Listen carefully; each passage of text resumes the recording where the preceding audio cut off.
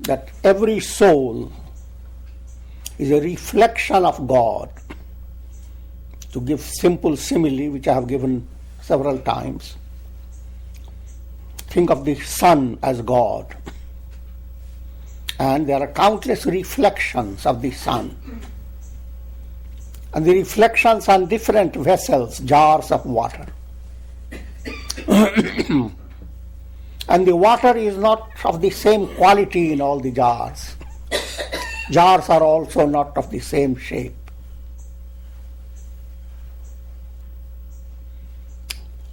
Every individual soul is like that bucket. Your body, your mind is the water, like water. And the divine self reflecting in your mind, implying the self that you are interpreting through a conditioned mind. That divine self, that's what gives you the sense, this is me. The reflected sun in the jar is aware of things within the jar. You may say, how little? Well, it's the mysterious world. If you are a mosquito within a jar, the whole jar is a universe.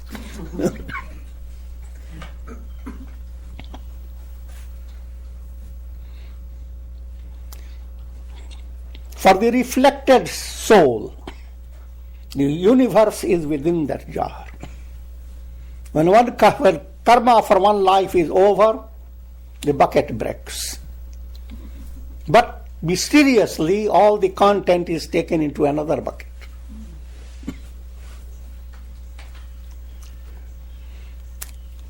Your karma of the previous bucket determines the condition of the new bucket.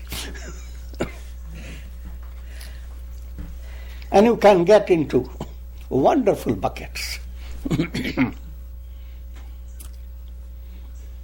But that is not liberation. As long as you are moving from body to body, as long as you are conditioned by mind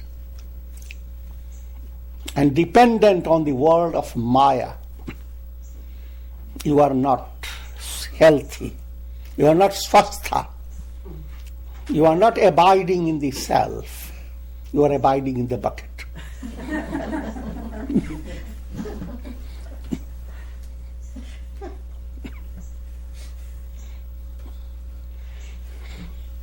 So think of the enormity of the project. From the bucket as a reflection, you have to ascend to the sun. It will take million and trillion years. But if you begin to understand that the reflected sun doesn't have to ascend, it is linked to the sun, it is a part of the sun. It is not even a part. The sun being revealed through a little conditioned mind. So it is a matter of removing ignorance.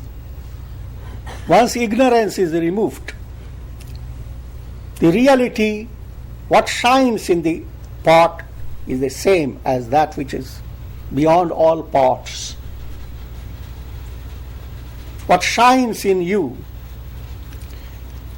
is not as your ego makes you believe. Your ego is confused. Your ego is a fictitious identity. Real identity is your individual soul. Even that is not completely real. That is still reflected. If you go into the examination of who is that reflected entity, then the only one is the sun. The absolute self is the only reality. Non-dual, nothing else exists. That's called Advaita Vedanta, the Vedanta of non-dualistic philosophy.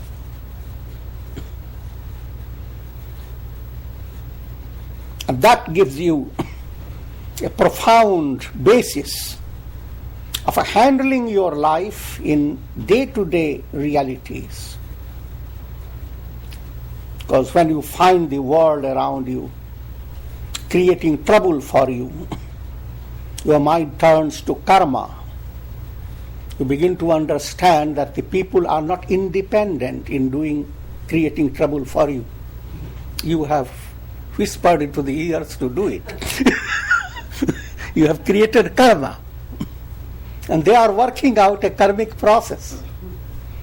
All people bound by karma are working out their karmas.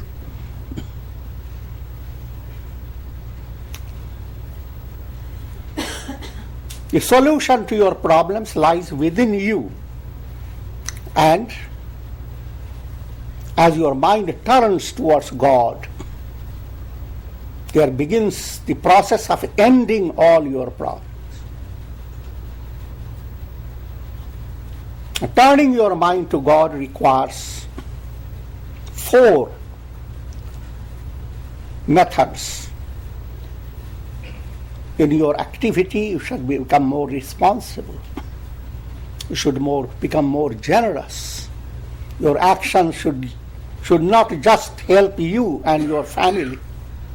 It should become more like a rose, more like a wonderful, fragrant flower.